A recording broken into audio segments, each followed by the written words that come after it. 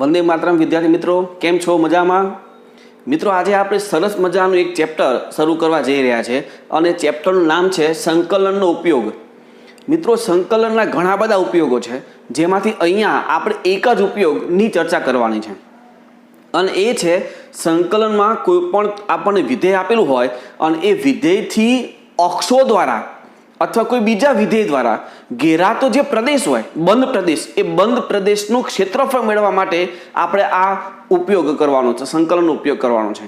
In short, આપણે આ ચેપ્ટરમાં ક્ષેત્રફળ મેળવવા માટે આ સંકલનનો ઉપયોગ કરશું. બરાબર છે. હવે આપણે આગળ કદાચ તમે એક પ્રયોગ જોઈ ગયા હશો કે એક પાંદડું હતું. એ પાંદડાને આપણે આલેખ પત્ર ઉપર મૂક્યું. આલેખ પત્ર ઉપર એની બાઉન્ડ્રી દોરી. એ બાઉન્ડ્રીની અંદર જે પણ ચોરસ ખાના હતા, આલેખ પત્રના આલેખના જે પણ ચોરસ ખાના હતા, જો એ ચોરસ ખાનું 50% વધારે જો અંદરના ભાગમાં હોય તેવા કેટલા ચોરસ ખાના હતા, એ જેટલા ચોરસ ખાના હતા એટલું એકમ ક્ષેત્રફળ એ બંધ પ્રદેશનું મળે. ઇન શોર્ટ, જાણે અજાણે આપણે નાના ધોરણોમાં પણ સંકલનનો ઉપયોગ કરી ચૂક્યા છીએ. મિત્રો, સંકલન બીજું કંઈ નથી, નાના નાના ભાગોનો સરવાળો, એટલે સંકલન થઈ જાય. બરાબર છે. હવે અહીંયા લખ્યું છે, જો આપણે સંકલનનો ઉપયોગ આપેલ વક્રથી ઘેરાયેલ પ્રદેશનું ક્ષેત્રફળ મેળવવા માટે કરીશું. જે નીચે મુજબના વક્રો છે, આપણને કેવા કેવા વક્રો અહીંયા આપેલા હશે. પેલું જસ્ટ એક વાત કરી કે ભાઈ એક પાંદડું હતું, એના અંદર ઘેરાયેલ પ્રદેશનું ક્ષેત્રફળ આપણે મેળવ્યું. પણ આ ચેપ્ટરમાં આપણને કેવા કેવા વક્રો આપેલા હશે, તો એ પર્વલય હશે, ઉપવલય હશે, અતિવલય હશે, વર્તુળ હશે, અથવા કોઈ રેખા પણ હશે, અથવા કોઈ તમને આલેખ દોરેલો પણ આપ્યો હોય કે આ આકૃતિમાં દર્શાવેલ બંધ પ્રદેશનું ક્ષેત્રફળ મેળવો. બરાબર છે. તો હવે એ ક્ષેત્રફળ કઈ રીતે મેળવવું અને સંકલનનો ઉપયોગ કરવો છે, બદલામાં લિમિટ લેવાની, તો એ લિમિટ કઈ રીતે લેવાની અને કયા અક્ષ પર તમે લિમિટ લો છો, આ બધી વસ્તુ મિત્રો બહુ અગત્યની છે. બરાબર. એટલે ખાસ સમજજો. અહીંયા પહેલાં આપણે બે એવા વક્ર લઈએ કે જે ધારો કે આપણને આપેલા છે. આ આપણે ડાયરેક્ટ દોરી શકતા નથી, કારણ કે આવો કોઈ વક્ર આપણને ખ્યાલ નથી. આપણને જે રકમ હશે એ રકમમાં તો જાણીતા જ વક્રો આપેલા હશે, બધા જે આપણે જાણતા હશું, જેમ કે પર્વલય છે, ઉપવલય છે, વર્તુળ છે, આવા બધા વક્રો આપણને આપેલા હશે. બરાબર. તો પહેલાં આપણે સમજવા માટે બે વક્ર લીધા છે. એક વક્ર છે આ રીતનું, જેમાં આપણને બે રેખાઓ પણ આપી છે. એક તો એક આ વક્ર આપ્યો છે y = f(x) અને બે રેખા આપી છે x = a અને x = b, જેમાં a નાનું છે અને b મોટું છે. બરાબર. a b. તો આ x = a આપણે દોર્યું છે, આ x = b દોર્યું છે. બદલામાં આપણે ત્રણ વસ્તુ આપી છે. એક y = f(x) વક્ર આપ્યો છે, એક x = a અને x = b બે શિરોલંબ રેખા આપી છે. તો આ ત્રણ વસ્તુ દ્વારા ઘેરાયેલો જે પ્રદેશ છે એ પ્રદેશનું ક્ષેત્રફળ આપણે મેળવવું છે. ઇન શોર્ટ, આપણે આ ભાગનું ક્ષેત્રફળ મેળવવાનું થાય. જેમ કે આ વક્ર આપ્યો છે, આ x = a અને આ x = b. તો બંધ પ્રદેશ કયો થયો? આ. મારે આનું ક્ષેત્રફળ મેળવવું છે. બરાબર. તો મિત્રો, જ્યારે પણ તમારે ક્ષેત્રફળ મેળવવાનું નક્કી થઈ ગયું, હવે એ જુઓ કે તમે જે આ જે બંધ પ્રદેશ છે એ કયા અક્ષ દ્વારા સંપૂર્ણ ઘેરાયેલું છે. જેમ કે તમે આ x = a અને x = b, તમે આમ બે હાથ રાખશો તો એના વચ્ચે ઘેરાયેલું છે.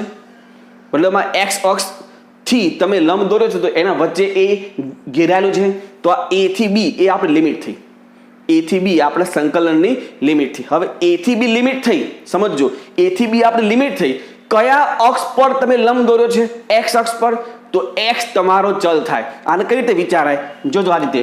તો સૌથી પહેલા I = ઇન્ટિગ્રેશન, લિમિટ કઈ છે? a થી b. a થી b કયા અક્ષ પર લંબ દોર્યો છે? x અક્ષ. તો x અક્ષ એ x તમારો ચલ થાય, તો લખાય dx. હવે આપણને જે વિધેય આપેલું હશે, બરાબર, એમાં બે ચલ હશે x અને y. તો આપણે x વાળા ચલનું સંકલન કરવું છે. તો કરતા કોને બનાવવું પડશે? તમે કોને કરતા બનાવશો તો x વાળું આખું વિધેય આવશે. તો કે y ને કરતા બનાવો. તો જે y હશે એ આપણે અહીંયા લખવાનું, yની જગ્યાએ ત્યાં મૂકી દો. તો એ આખું આ y શું હશે? x વાળું પદ, જેનું આપણે સંકલન કરવાનું. સંકલન કરો એટલે તમને i મળશે. એ i ક્યાં મૂકી દેવાનું? માનાંકમાં. કારણ કે આ સંકલન જે છે એ ધન પણ હોઈ શકે અને ઋણ પણ આવી શકે, પણ ક્ષેત્રફળ ક્યારે ઋણ આવતું નથી. બરાબર. એટલે જે પણ તમને i મળશે એને આપણે ક્યાં મૂકીશું? માનાંકમાં. એટલે ક્ષેત્રફળ તમને મળશે એરિયા = mod of i. એટલે મિત્રો, આ રીતે આપણે ક્ષેત્રફળ મેળવવાનું થશે.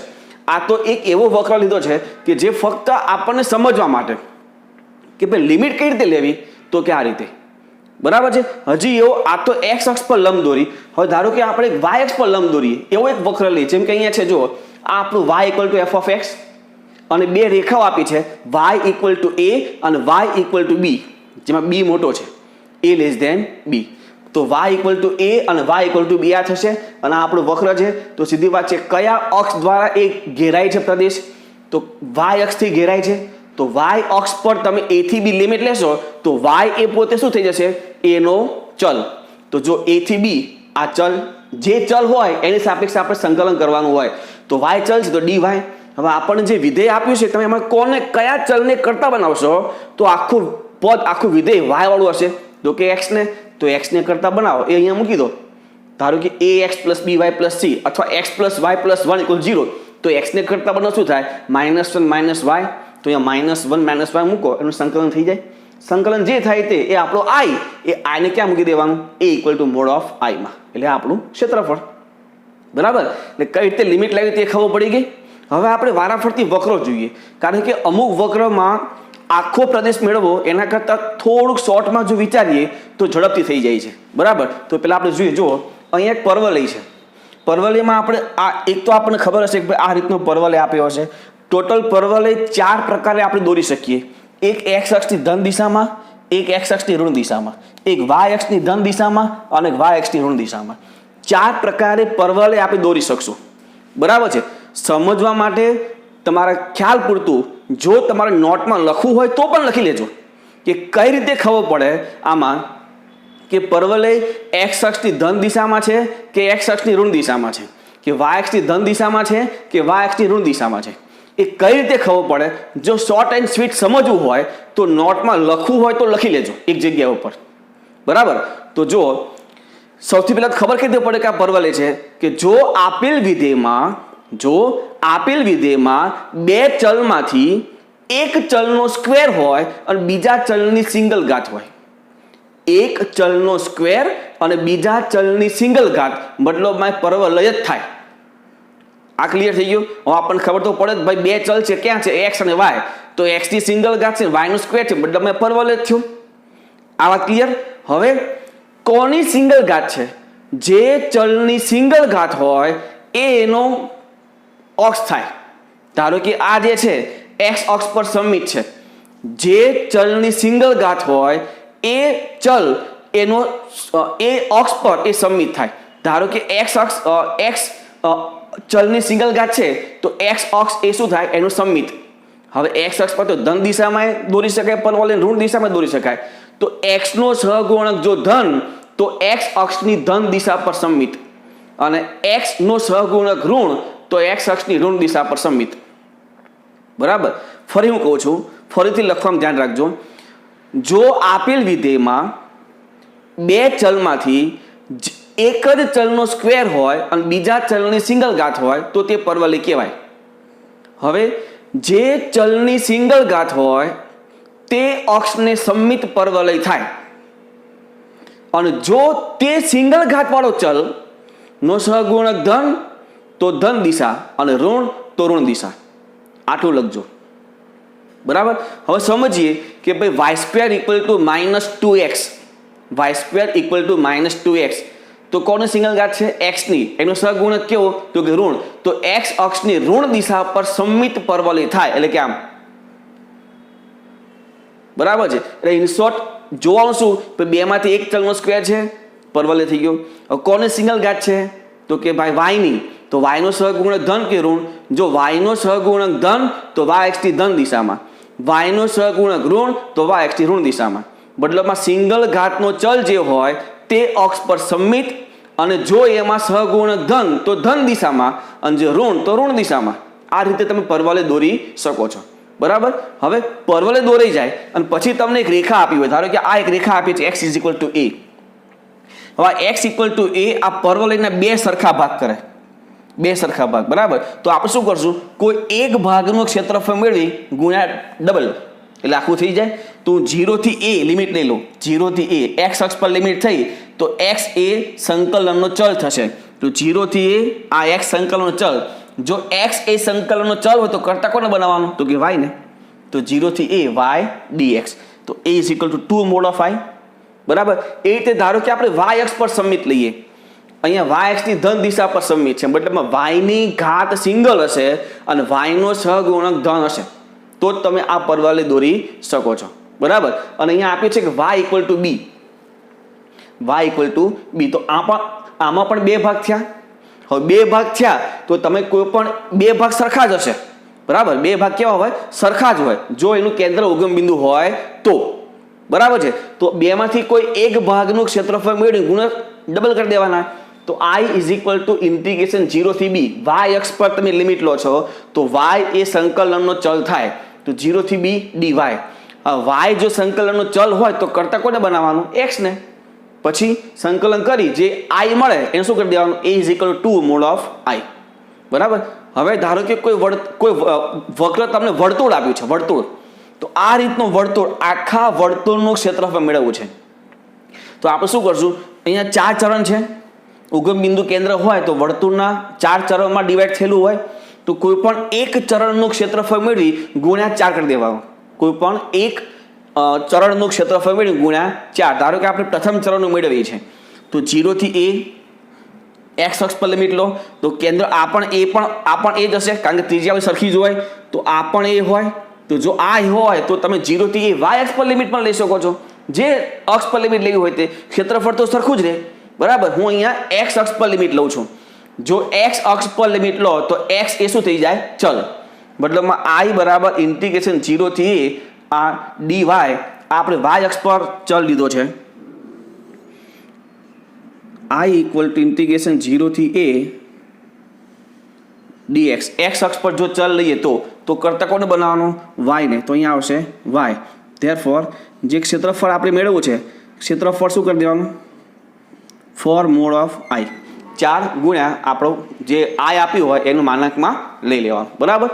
નેક્સ્ટ ધારો કે ઉપવલય છે તો તમને એ તો ખબર પડી જ જાય કે ઉપવલય વર્તુળ અને ઉપવલયનું વચ્ચે ડિફરન્ટ, છતાં આપણે છેલ્લે હું ફરી કહી દઉં વ્યાપક રીતે કે કેવું આપ્યું હોય તો કયો વક્ર કહેવાય એ પછી જોઈએ. ચલો હવે ઉપવલય, તો જો ઉપવલય હોય તો ઉપવલય પણ 4 સરખા ભાગ કરશે. જો કેન્દ્ર ઉગમ બિંદુ હોય તો કોઈ પણ એક ભાગનું ક્ષેત્રફળ મેળવી ગુણ્યા 4 કરી દેવાય.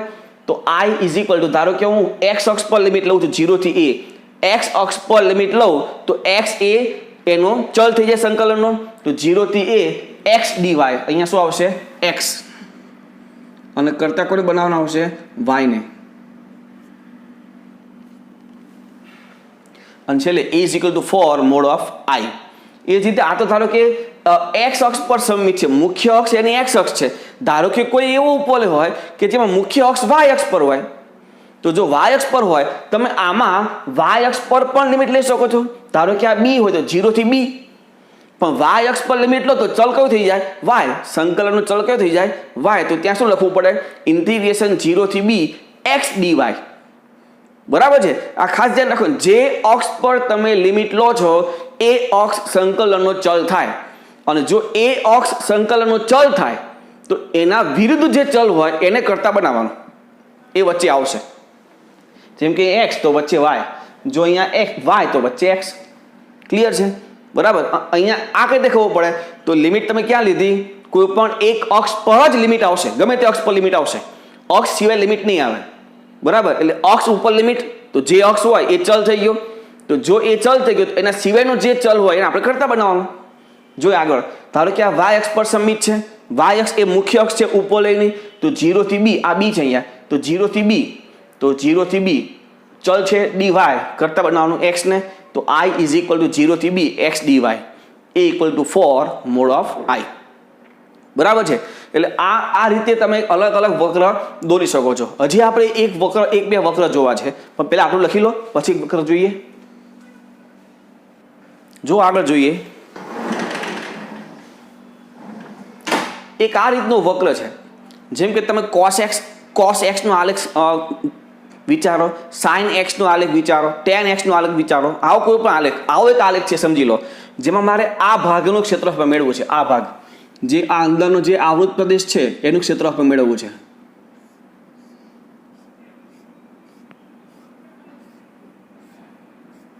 તો આમાં પહેલાં તમારે એ જોવું પડે કે ભાઈ એક્સ અક્ષથી બે ભાગ થાય છે, તો આ બંને ભાગ સરખા છે કે નહીં. જો બંને ભાગ સરખા હોય, સમજો, જો બંને ભાગ સરખા હોય તો કોઈ એક ભાગનું ક્ષેત્રફળ મેળવી ડબલ કરી દેવાનું. પણ ધારો કે બે ભાગ અલગ અલગ છે, જો બંને ભાગ અલગ અલગ હોય અને જ્યાંથી બે ભાગ છૂટા પડે છે એ અક્ષ પર તમે લિમિટ લેવાના હોય. ધારો કે અહીંયા એક્સ અક્ષ પરથી બે ભાગ છૂટા પડે છે અને જો હું લિમિટ એક્સ અક્ષ પર લઉં તો બંનેનું અલગ અલગ ઇન્ટિગ્રેશન મેળવવું પડે. કારણ કે ઉપરના ભાગનું આઈ જે આવશે, આઈ ઇન્ટિગ્રેશન એ ધન આવશે અને નીચેના ભાગનું જે આઈ આવશે એ કેવું આવશે, ઋણ આવશે. જો તમે બંને સાથે લેશો તો ક્ષેત્રફળ માઇનસ થઈ જશે, એટલે કે સાદુરૂપ થઈને આવશે. એ તો કરાય નહીં. એ શું કરવાનું, જો કોઈ અક્ષથી વિભાજન પામતું હોય, ધ્યાન રાખજો હું ફરી બોલું છું, જો આપેલ વક્ર એ કોઈ અક્ષથી વિભાજન પામતું હોય અને એ જ અક્ષ પર તમે લિમિટ લેવાના હોય, એ જ અક્ષ પર તમે લિમિટ લેવાના હોય તો બંને ભાગનું અલગ અલગ ઇન્ટિગ્રેશન કરવું પડે. જેમ કે આ આખો એક વક્ર છે, બરાબર, એ એક્સ અક્ષથી વિભાજન થાય છે અને ધારો કે હું એક્સ અક્ષ પર જ લિમિટ લઉં તો બંનેનું અલગ અલગ ઇન્ટિગ્રેશન કરવું પડે. જેમ કે મેં અહીંયા કહ્યું, જો આને I1 કહી દઈએ અને આને I2 કહી દઈએ. મેં એવું સમજી લીધું છે કે બંને અલગ સરખા ભાગ નથી. તો I1 = 0 થી a x dy, અહીંયા ભૂલ છે, y dx આવશે.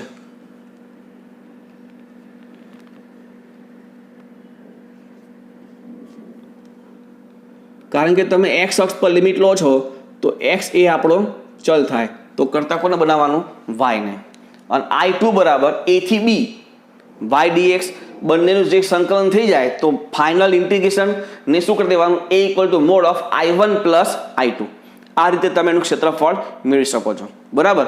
હવે ધારો કે આપણને જે રકમ આપી છે એ રકમ પરથી ખબર કઈ રીતે પડે કે આપેલ વક્ર એ કયો છે, રેખા છે, પરવલય છે, ઉપવલય છે, વર્તુળ છે, અતિવલય છે, ક્યારે ખબર પડે? તો આ વસ્તુ તમારે નોટમાં લખી લેજો, બરાબર. પહેલા 1 નંબર, જો આપેલ વિધેયમાં બંને ચલની સિંગલ ઘાત હોય, બંને ચલની સિંગલ ઘાત, તો આપેલ વિધેય રેખા દર્શાવે છે. 2 નંબર, જો આપેલ વિધેયમાં બે ચલમાંથી કોઈ એક જ ચલની સ્ક્વેર ઘાત હોય, કોઈ એક જ ચલની સ્ક્વેર હોય અને બીજા ચલની સિંગલ ઘાત હોય તો આપેલ વક્ર પરવલય દર્શાવે છે. 3 નંબર, જો આપેલ વિધેયમાં બંને ચલમાં સ્ક્વેર હોય, બંને ચલમાં સ્ક્વેર હોય તો શું તેમનો સહગુણક સરખો છે? જો સહગુણક સરખો તો તે વર્તુળ અને જો સહગુણક જુદો જુદો તો તે ઉપવલય, પરંતુ વચ્ચે ચિહ્ન પ્લસ હોવું જોઈએ. ફરી 3 નંબર, ફરી, જો આપેલ વિધેયમાં બંને ચલમાં સ્ક્વેર હોય અને વચ્ચે પ્લસ હોય તો બંનેના સહગુણક ચેક કરો, x² અને y² બંનેના સહગુણક જો સરખા તો વર્તુળ અને જો સહગુણક જુદા જુદા તો ઉપવલય, બરાબર. અને 4 નંબર, કે જો બંને ચલમાં સ્ક્વેર હોય અને વચ્ચે માઇનસ હોય તો તે અતિવલય થાય. આ રીતે ચાર જ વક્ર આપણને આપેલા હશે, બાકી સાઇન અને કોસના આલેખ તો આપણને ખબર જ છે, બરાબર. તો આ રીતે આપણે ક્ષેત્રફળ મેળવવાનું થશે. હવે આપણે એના એક્ઝામ્પલ જોઈએ. જોજો એક્ઝામ્પલ. તો અહીંયા એક એક્ઝામ્પલ છે કે ભાઈ 2y = -x + 8. તો x અને y બંને એક ઘાત છે, સિંગલ ઘાત છે, મતલબમાં રેખા દર્શાવે છે. તો રેખા દર્શાવતું હોય તો એ વક્ર કેવો થાય, જોજો. આમાં ફિક્સ સ્કેલ માપ લેવાની કંઈ જરૂર નથી. ધારો કે હું x = 0 લઈ લઉં તો y બરાબર શું થાય, 4, એટલે y બરાબર 4 સમજી લો કે અહીંયા ક્યાંક છે. હવે જો y બરાબર 0 લઈ લો, y બરાબર 0 તો શું થાય, x = 8, એ સમજી લો કે અહીંયા ક્યાંક હશે. હવે આ જે રેખા છે એ તો આપણને ખબર છે, એટલે આ રીતની રેખા થશે. હવે આગળ શું કહે છે, આ તો આપણે રેખા દોરી. હવે શું કહે છે કે x અક્ષ એટલે કે આ x અક્ષ અને રેખાઓ x = 2 અને x = 4. હવે x = 2 આ જે છે, તમે જે અક્ષ પર તમે બિંદુ દોરી, ધારો કે આ બિંદુ છે, કયું છે, 0, 4. આ બિંદુ કયું છે, 8, 0. તમે જે અક્ષને વક્ર છેદે છે તો જ્યાં છેદ બિંદુ હોય એ લખી જ નાખવાનું, એટલે તમને ખબર પડે કે હવે મારે x બરાબર 2 અને 4 ક્યાં દોરું, તો 2 અહીંયા ક્યાંક હશે, x = 2 એટલે મતલબ શિરોલંબ રેખા થશે, x = 4 એટલે અહીંયા ક્યાંક હશે. હવે જો આપણી પાસે ચાર વસ્તુ છે, એક તો રેખા, x અક્ષ, x = 2 અને x = 4. આ ચારેય જે બંધ પ્રદેશની બાઉન્ડ્રી હોય, આ ચારે વસ્તુ જે બંધ પ્રદેશની બાઉન્ડ્રી હોય એ પ્રદેશનું આપણે ક્ષેત્રફળ મેળવવાનું થશે. જેમ કે અહીંયા જોજો તો 3 1 2 3 ત્રણ બંધ પ્રદેશ છે, તો ત્રણમાંથી કયા પ્રદેશનું ક્ષેત્રફળ મેળવવાનું, તો જે પ્રદેશમાં આપણી ચારે વસ્તુઓ હોય, રેખા હોય, x અક્ષ હોય, x = 2 અને x = 4 ચારે વસ્તુ હોય, તો એ ભાગ થશે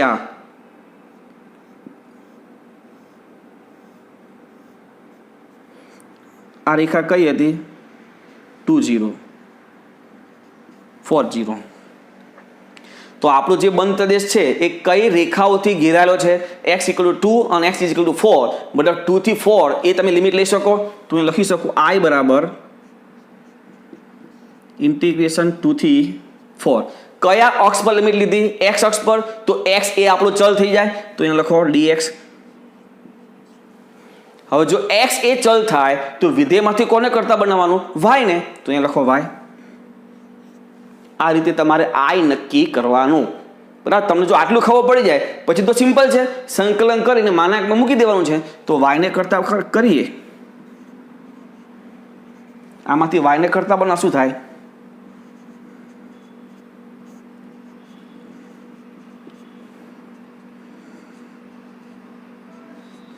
આ 1/2 બાર સંકલન 8x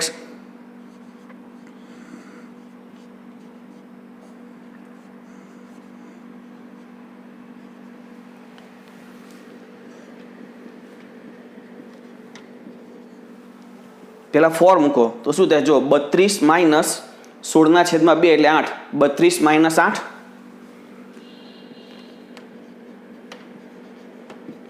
માઇનસ, હવે લો લિમિટ મૂકો 16 16 - 2 એટલે 14, આ પહેલા 2 મૂકો એટલે 16 અને અહીંયા 4/2 એટલે 2, 16 - 2 એટલે 14, તો માઇનસ. તો આ શું થાય, જો આ 22, 32 માઇનસ 22 એટલે 10, પણ છેદમાં 2 છે એટલે 5, મતલબમાં I = 5, તો A = mod of I, માનાંકમાં 5 એટલે 5 એકમ. તો ક્ષેત્રફળ શું થઈ ગયું, 5. આનું ક્ષેત્રફળ થશે 5. બહુ સિમ્પલ છે, ખાલી સંકલન કરી અને કિંમત મૂકી દેવાની છે, બરાબર. નેક્સ્ટ હવે જોજો ખાસ, અહીંયા y = 4 - x² છે, 4 - x², મતલબમાં એક ચલનું સ્ક્વેર છે, બીજા ચલની સિંગલ ઘાત છે, મતલબમાં પરવલય થયો. હવે આ પરવલય થયો તો પેલા પરવલયના મૂળ સ્વરૂપમાં ફેરવો. પરવલયનું મૂળ સ્વરૂપ કયું, તો કે સ્ક્વેર વાળો ચલ ને કરતા બનાવવાનો. તો સ્ક્વેર વાળા ચલને જો કરતા બનાવીએ તો શું થાય અહીંયા, તો કે x² =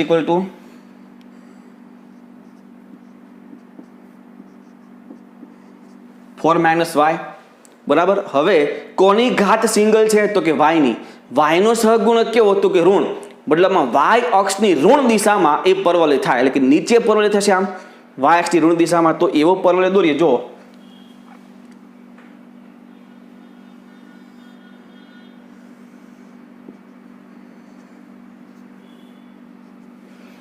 જો સમજો, પરવલય આમ થશે આમ, પણ x² = ધારો કે x² = -y, 4 ન હોય, x² = -y હોય તો તે ઉગમ બિંદુથી ટર્ન લઈ લે. સમજો, આ અગત્યની વસ્તુ છે. x² = -y હોય, 4 ના હોય તો x² = -y હોય તો પરવલય નીચે આવશે પણ ઉગમ બિંદુથી ટર્ન લે. હવે આમાં અત્યારે છે શું, x² = -y તો છે પણ છેલ્લે +4 છે, તો જ્યાંથી ટર્ન લેવાનો હોય એના કરતાં એ 4 ઉમેર્યું છે, 4 + છે, તો 4 સ્ટેપ આગળ વધીને પછી ટર્ન લેશે. જ્યાંથી ટર્ન લેવાનો હોય એના કરતાં થોડુંક આગળ વધશે, કેટલું, 4 એકમ. જેમ કે હું અહીંથી આમ ટર્ન લેવાનો હોય એની જગ્યાએ હું શું કરું, +4 તો 4 એકમ હજી આગળ જઈશ. જે દિશામાં આગળ વધતો હોય, જેમ કે હું આમ આગળ વધું છું, આમ આગળ વધું છું, તો 4 એકમ ઉપર જઈને પછી ટર્ન લઈશ. પરવલ આમ જ દોરાય આ રીતે. તો હું ઉપર જાઉં છું અને 4 પ્લસ છે, તો 4 પ્લસ છે તો જે જ્યાંથી ટર્ન લેવાનું હોય એના કરતાં શું કરવાનું, એટલા એકમ હજી આગળ જઈ અને ટર્ન લઈ લેવાનું. ધારો કે 4 બાદ થયા હોય તો જ્યાંથી ટર્ન લેવાનો હોય એના કરતાં પહેલાં ટર્ન લઈ લેવાનું. કેટલા એકમ? 4 એકમ. બાકી 4 માઇનસ હોય તો અહીંથી ટર્ન લેવાનું હોય આમ, એની જગ્યાએ નીચેથી ટર્ન લઈ લેવાનું. બરાબર, જ્યારે આવશે ત્યારે આ જોઈશું. તો આટલું ક્લિયર થઈ ગયું. હવે જુઓ હજી આગળ શું છે અંદર કે એક્સ અક્ષ અને રેખાઓ પહેલાં આ વક્ર એક્સ અક્ષ ને વાય અક્ષને ક્યાં છેદે છે એ લખી લઈએ. તો ધારો કે એક્સ બરાબર 0 તો વાય ઇક્વલ ટુ 4, તો આ થશે 0 4. અને વાય બરાબર 0 તો એક્સ સ્ક્વેર ઇક્વલ ટુ 4 બદલામાં x equal to plus minus 2, એટલે આ થશે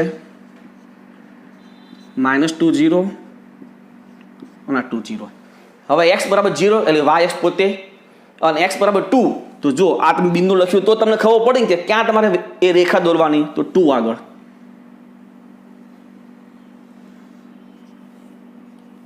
તો હવે કયો ભાગ? 4 વસ્તુ છે, વક્ર, એક્સ અક્ષ, x0 અને x2. 4 વસ્તુ ક્યાં છે? તો કે અહીંયા આવશે. જો આ જે ભાગ છે એમાં એક્સ અક્ષ છે, પરવલય છે, x બરાબર 0 છે, x ઇક્વલ ટુ 2. એક બિંદુ પણ હોય તો પણ એ ભાગમાં એ કહેવાય. તો આ ભાગનું ક્ષેત્રફળ આપણે મેળવવાનું થશે.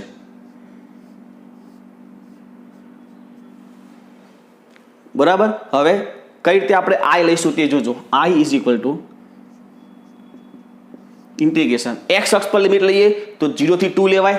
તો એક્સ અક્ષ પર લિમિટ 0 થી 2, તો એક્સ ચલ થઈ ગયો. કોને કરતા બનાવશું? વાય ને. તો વાય ને કરતા બનાવવા આપ્યું જ છે 4 - x².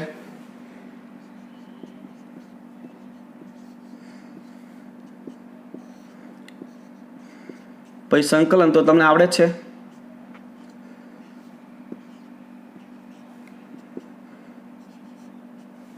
-8 8/3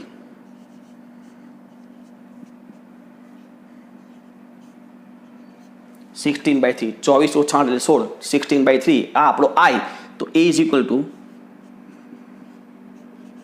મોડ ઓફ i, મતલબમાં i તો ધન જ છે તો માનાંકનો કોઈ મતલબ નથી, એટલે 16/.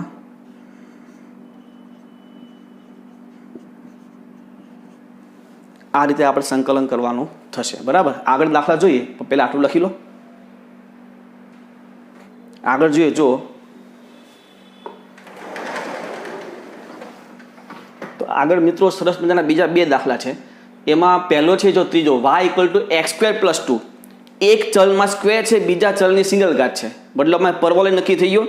તો જે પરવલય તો સમીકરણ છે એમાં મૂળ સ્વરૂપમાં ફેરવો. મૂળ સ્વરૂપ એટલે શું? ફરી કહી દઉં, મૂળ સ્વરૂપ એટલે શું? તો કે સ્ક્વેર વાળો જે ચલ હોય એને કરતા બનાવવાનો. તો તમને વક્ર કઈ રીતે દોરો તે ખ્યાલ આવશે. તો અહીંયા સ્ક્વેર વાળું પદ x², તો મતલબ અહીંયા શું લખાશે?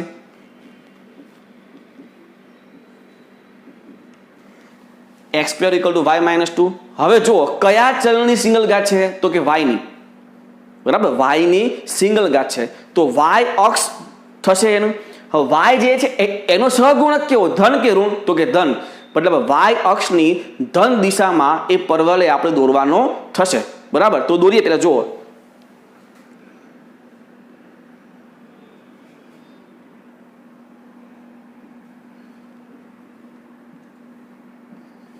મિત્રો હવે જોજો પરવલય થશે કઈ રીતે? આ રીતે. જો x² = y હોય તો -2 પછી વિચારીએ. પરવલય થશે કેવું? આ રીતે ઉગમ બિંદુથી ટર્ન લેશે. બરાબર, હવે અહીંથી નીચે આવે છે, મારો હાથ કઈ બાજુ જાય છે? તો અહીંથી નીચે જશે. અહીંથી નીચે જશે અને ઓરિજિનલ ટર્ન ક્યાંથી લેવાનો હોય? તો કે ઉગમ બિંદુથી. હવે ત્યાં -2 છે તો જ્યાંથી ટર્ન લેવાનું હોય, હું આગળ જાઉં છું નીચે, જ્યાંથી ટર્ન લેવાનું હોય એના કરતાં 2 એકમ પહેલાં જ ટર્ન લઈ લેવાનું. આગળ નહીં વધવાનું. હું જઉં છું આમ આ બાજુ તો આગળ આમ નહીં વધવાનું, નીચે એવું નહીં વિચારતા, આગળ કે પાછળ એ વિચારવાનું. તો આમ આગળ નહીં જતા, તમે જ્યાંથી ટર્ન લેવાના હોય એના કરતાં 2 એકમ પહેલાં જ ટર્ન લઈ લેવાનો. મતલબમાં એ વક્ર આ રીતનું થશે. છે તો પરવલય એટલે આકાર પરવલયાકાર હોવો જોઈએ. ટર્ન ક્યાંથી લીધો? તો કે 2 આગળ, એટલે 0 2. ખબર પડી આ વક્ર? હવે શું કે જુઓ, એક્સ અક્ષ અને રેખાઓ x = 1 અને x = 2. તો x = 1 સમજી લો કે અહીંયા કે x = 1 છે. આ થશે 1 0. સમજી લો કે x = 2 અહીંયા ક્યાંક છે. એ વક્રને છેદે તે નક્કી છે તો જ બંધ પ્રદેશનું ક્ષેત્રફળ માગ્યું હોય. વક્રને છેદે તે ફિક્સ છે તો જ એક ક્ષેત્રફળ માગ્યું હોય તો આ થશે 2 0. તો હવે શું કે જો ચાર વસ્તુ થઈ. એક તો વક્ર, એક્સ અક્ષ, x = 1 અને x = 2. આ ચારે ભાગ હોય તે પ્રદેશ કયો થયો તો કે આ થશે.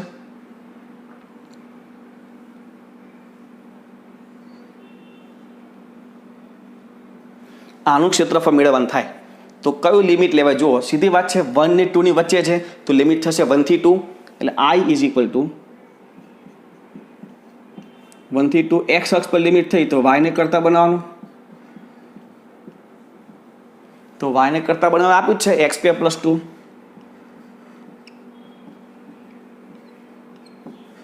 સંકલન કરી દો. x³/3 + 2x 1 થી 2 = પહેલાં આપણે 2 મૂકીએ. 8/3 + 4 માઇનસ હવે 1 મૂકીએ. 1/3 + 2 તો આ શું થાય? આ 4 + 12 12 + 8 એટલે 20 20/3 માઇનસ 6 અને 1 7 7/3 એટલે કે 13/3. આ આપણું I છે તો A = મોડ ઓફ I તો ધન જ છે એ ડાયરેક્ટ લખાય 13/3 એકમ. આ રીતે તમે આનું ક્ષેત્રફળ મેળવી શકો છો. અને લાસ્ટ એક્ઝામ્પલ જોઈએ. જુઓ સેમ આના જેવો જ છે. y = x² - 4. આમાં પણ એક જ ચલની સ્ક્વેર છે એટલે પરવલય થયો. તો પહેલાં તો મૂળ સ્વરૂપમાં ફેરવીએ ને તો શું લખાય? જુઓ x² =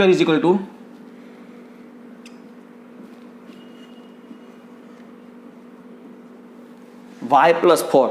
કયા ચલની સિંગલઘાત છે? તો કે y ની. સહગુણક કેવો? તો કે ધન. તો y અક્ષથી ધન દિશા પર સમમિત એ પરવલય થશે. તો એવું પરવલય દોરીએ.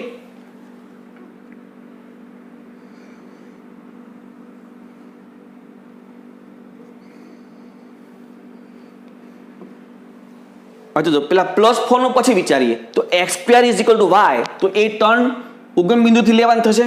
હવે ઉગમ બિંદુથી ટર્ન લેવાનું છે. ક્લિયર? હવે +4 વિચારો. જો +4 હોય તો જ્યાંથી ટર્ન લેવાનું હોય એના કરતાં થોડુંક આગળ વધવાનું છે. બરાબર? થોડું આગળ વધી પછી ટર્ન લેવાનું. અને જો માઇનસ હોય તો જ્યાંથી ટર્ન લેવાનું હોય એના કરતાં પહેલાં જ ટર્ન નહીં લેવાનું, એને આગળ વધવાનું નહીં. કારણ કે ઉગમ બિંદુથી ટર્ન લેવાનું હોય અને માઇનસ હોય તો ઉગમ બિંદુથી પહેલાં જ ટર્ન લઈ લેવાનું, ઉગમ બિંદુ ક્રોસ કરવાનું નહીં. અને અહીંયા પ્લસ છે એટલે 4 એકમ આગળ જવાનું છે તો ઉગમ બિંદુથી હજી 4 એકમ આગળ એટલે કે ઉગમ બિંદુ ક્રોસ કરીને આગળ વધો. બરાબર? તો એવો વક્ર કયો થશે અહીંયા? એટલે આ રીતે થશે.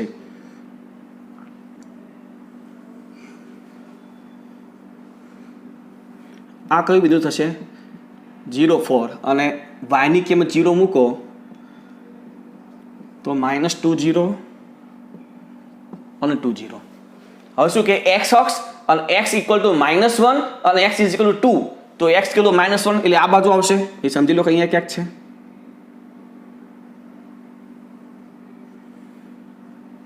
-1 એટલે આ શું થશે? -1 0 અને x = 2 એ તો અહીંયા છે જ.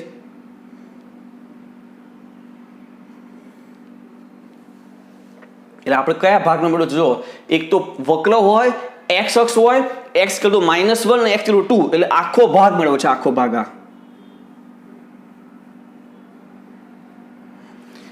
અહીંયા y અક્ષનું કોઈ પણ વસ્તુ આમાં કીધું નથી તો y અક્ષ વિશે આપણે વિચારવાનું નથી. તમને એમ થશે કે આ y અક્ષથી તો બે ભાગ થઈ જાય છે પણ આપણે y અક્ષ વિચારવાની નથી કારણ કે y અક્ષ આપણને આમાં કીધું જ નથી. આ જે ભાગ મેં દોર્યો એમાં બાઉન્ડ્રી x અક્ષ છે તો કે હા, પરવલય છે તો કે હા, x = -1 છે તો કે હા, x = 2 છે તો કે હા. તો પછી બસ તમારે આ ભાગનું ક્ષેત્રફળ મેળવવાનું થાય. y અક્ષ વિશે આપણને રકમમાં આપ્યું નથી તો આપણે y અક્ષ વિશે વિચારવાનું થતું નથી. બરાબર? તો હવે આમાં આપણે લિમિટ લઈએ તો લિમિટ શું થાય જોજો. હવે I = x અક્ષ પર -1 થી 2 લેવાય. જો -1 થી 2 લેશો તો કરતા કોને બનાવશો? y ને. કારણ કે x એ આપણો x અક્ષ પર લિમિટ લીધી તો x એ આપણો ચલ થઈ જાય તો y આપણે કરતા બનાવવું પડે. તો y તો કરતા બનાવવા આપ્યું જ છે. x² - 4 મૂકી દો, સંકલન કરી દો.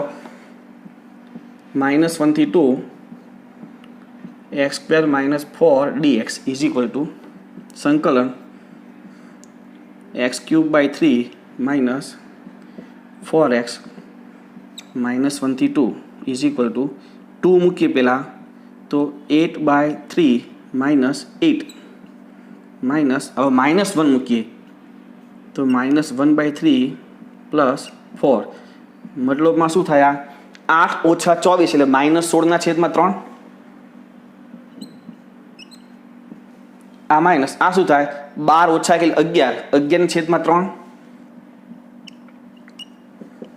ઇઝ ઇક્વલ ટુ -27/3 એટલે -9 તો a is equal to mode of i